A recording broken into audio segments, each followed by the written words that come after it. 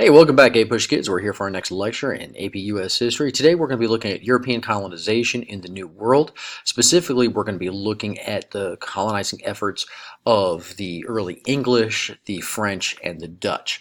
The big thing that we want to be able to do as we start to do this is we want to be able to explain how and why various European colonies are going to develop and expand from 1607 to 1754. And this leads us to our first big key idea, and this has to do with both the French and the Dutch, and how their colonial efforts are going to be very different from what we saw with the Spanish. They're going to come with relatively few Europeans. They're going to rely on trade alliances and intermarriage with American Indians, which is similar to what the Spanish were doing, and they're going to be there for different reasons, specifically to acquire furs and other products for export to Europe. So the first big group that we want to start off with is the French. Now the French are going to come in the 1600s, specifically with the French explorer Samuel de Champlain.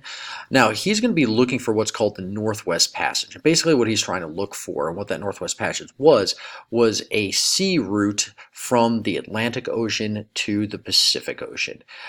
They want to essentially find what we would eventually create in the early 1900s, and that was the Panama Canal, but they want to be able to move ships all the way through so that they can get still to the Orient to be able to find those spices and those silks and things like that.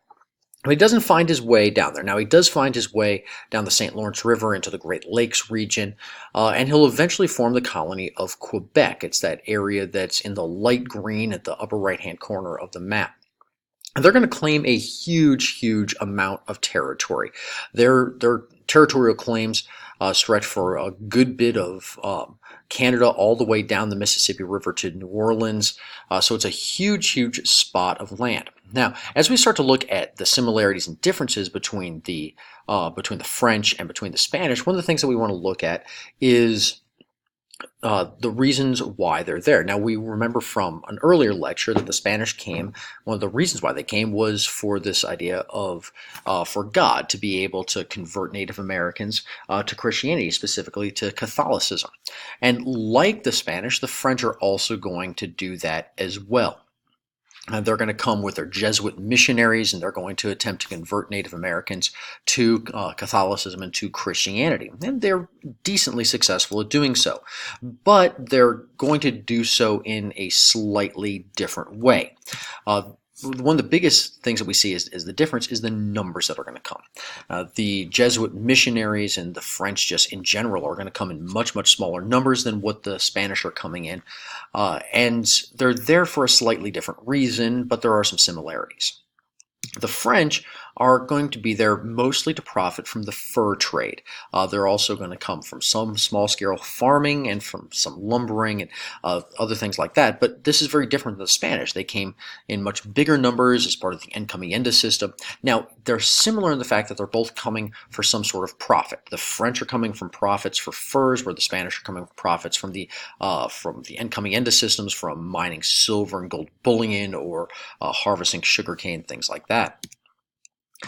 And because of the different kind of reasons why they're going to develop a much different relationship with Native Americans, where the Spanish are going to have a relationship that is much more hostile as they enslave Native Americans. The French are going to need Native Americans because Native Americans are going to be the hunters. They're going to be the ones that are going out and getting the furs, bringing them to the French to be able to trade, and they'll trade with the French for manufactured goods from Europe.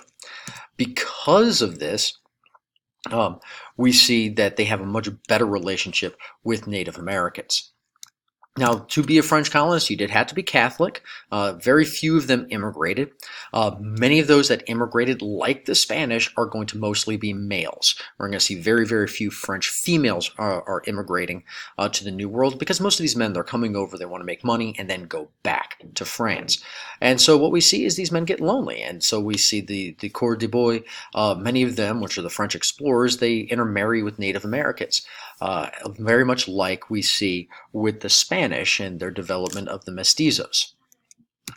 Now, in a similar fashion, we're going to see the Dutch also going to colonize in a similar way. They start their colony called New Amsterdam, which will eventually become New York. Now, like the English, who we'll talk about later, they're going to be created by private joint stock company.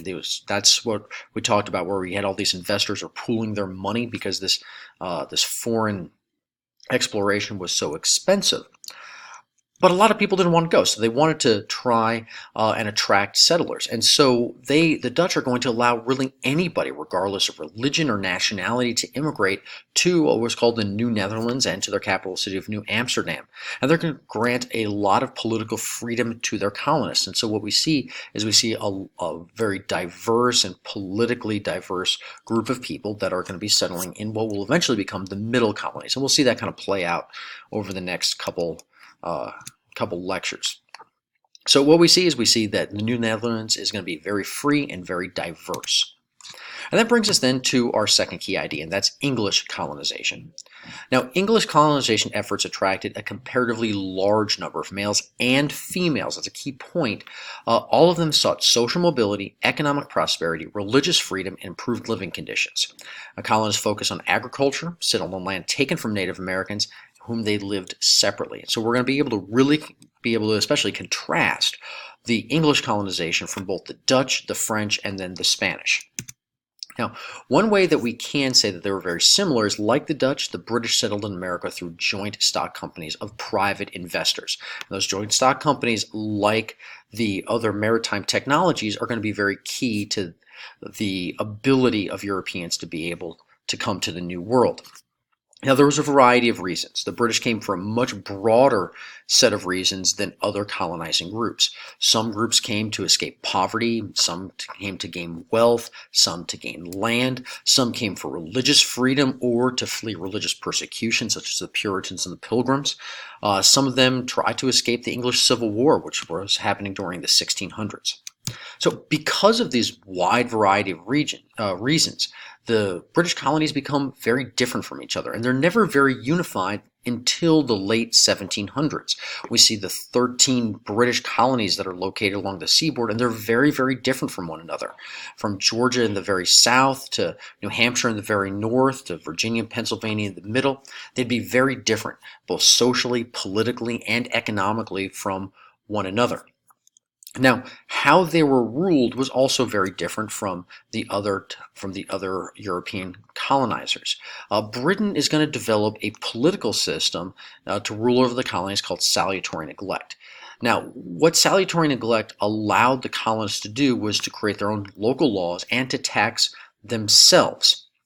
Now, they were given a royal governor. That was someone that was appointed by the King of England to give power over the colonies, but their salaries were paid for typically by the colonial assemblies, meaning that the royal governor was oftentimes responsible to the colonial assemblies for his paycheck rather than to the British crown.